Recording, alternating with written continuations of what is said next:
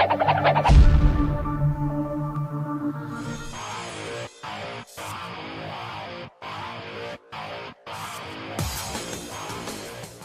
how's it going guys? Dazlirn here and welcome back to another episode of the Arms Way PvP Guide series. So last episode we went through macros and this episode we'll be going through keybindings and movements. So in this video I'll be going through my keybindings, how to keybind, and movements in PvP like strafing. So I hope you guys enjoy.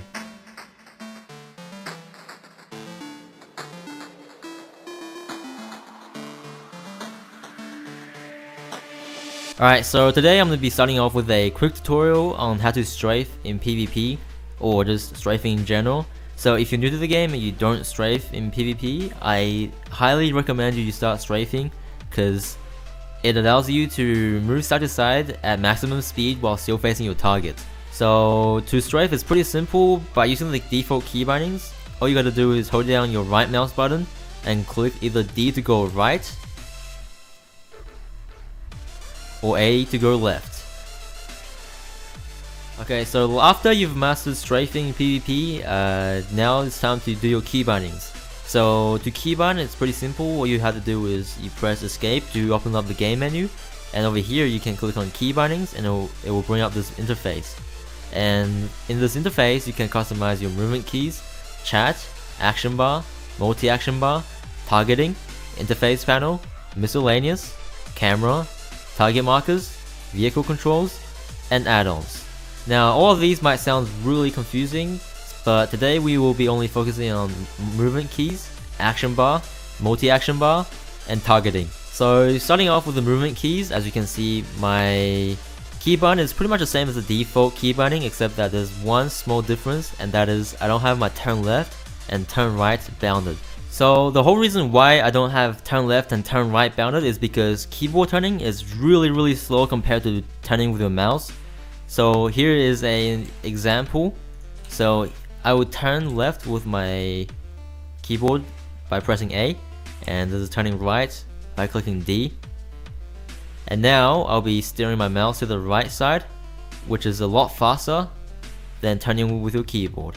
Alright, so you might ask why not just bound Q and E to turn left and right instead of strafe left and right, and that is because not using Q and E for movement can leave you two very important keybind for your abilities.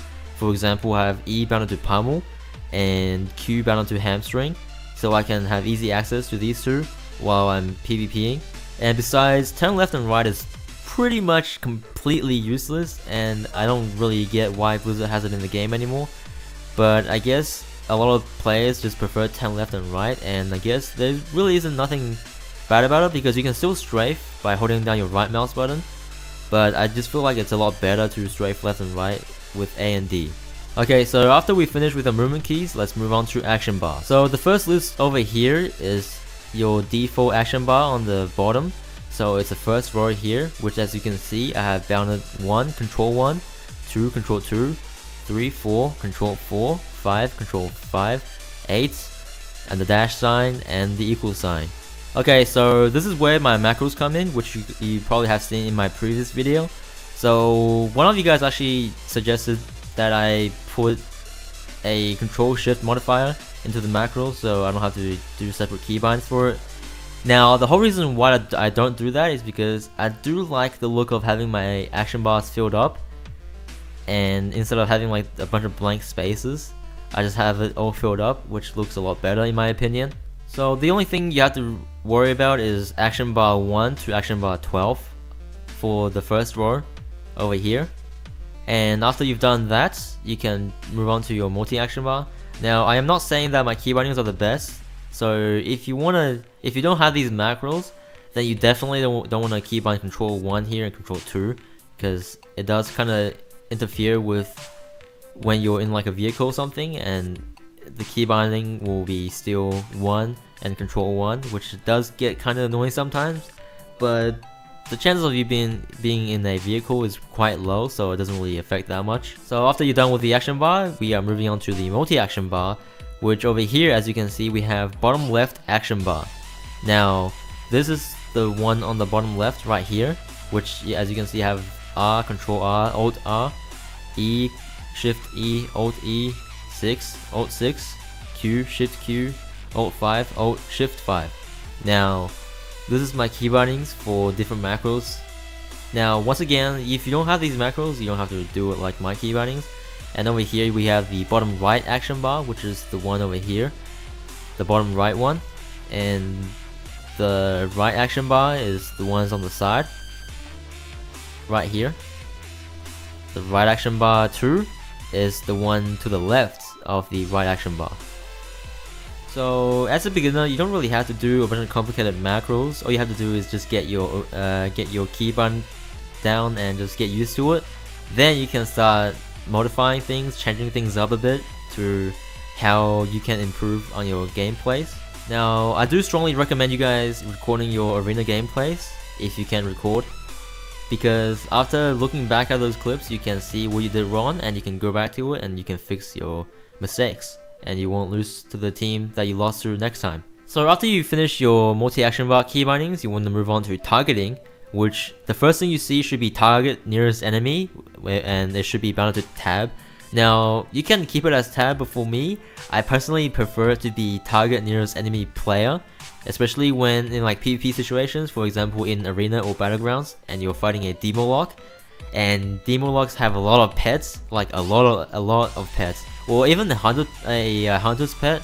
So basically, if they are around you, you'll be targeting the pets instead of the player, and you'll be scrolling through each and every single pet, which I do find annoying, so I have it bounded to target nearest enemy player. Alright, so I do kind of suggest you guys also have target nearest enemy bounded. For me, I don't have it bounded because I haven't really found any use for it.